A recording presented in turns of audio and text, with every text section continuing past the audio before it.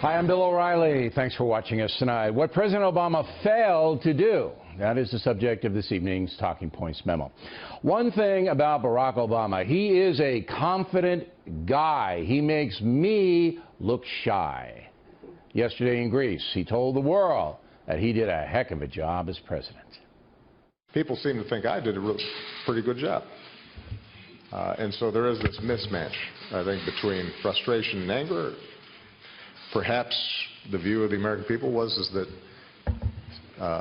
you just need to shake things up. I think I can make a pretty strong argument that the policies we put forward were the right ones, that we've grown faster than just about any advanced economy.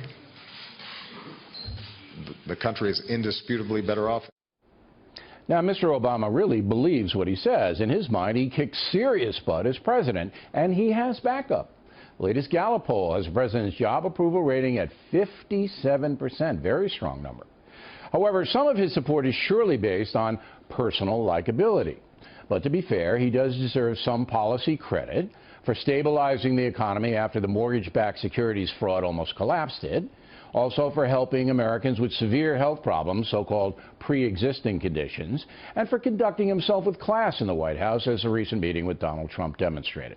But there are some very important things President Obama did not do in 8 years, things I hope President-elect Trump will consider. First, targeted tax cut for businesses, while at the same time phasing out deductions that drain tax receipts to the government. Mr. Trump's an expert at that, and he well understands that in order to rebuild the military and roads, bridges, etc., you need cash. Also, persuading corporations to bring the profits they are hoarding overseas back to invest in America would be a huge economic stimulator that would expand the economy and create well-paying jobs. If corporations would commit billions to expansion, the financial markets would go wild, and the USA would take on tremendous economic momentum.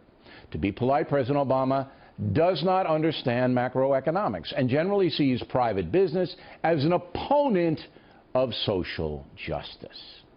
Now, on the individual tax front, surely a fair percentage can be worked out, with the goal being to allow American consumers to have more net income, more money in their pockets, another major economic stimulator.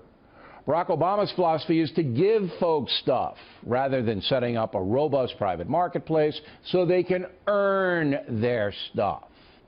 Overseas, the Obama doctrine of containment through diplomacy has not worked, and the pain has been immense.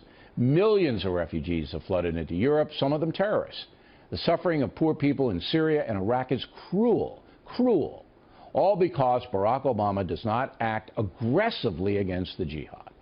Talking Points has put forth a solution. NATO should formally declare war on Islamic terrorists, set up safe zones for refugees throughout the Middle East, and punish ISIS any way it can. Barack Obama would never, ever think of doing that. Way too confrontational. Finally, President-elect Trump should accept the Paris Treaty on Climate to buy some goodwill overseas. It doesn't really amount to much anyway. Let it go. Mr. Trump should also learn from Mr. Obama's mistakes. Most Americans want a robust economy and a vibrant national defense, including border protection. Donald Trump can make those two things happen. He will succeed in the toughest job in the world. And that's a memo.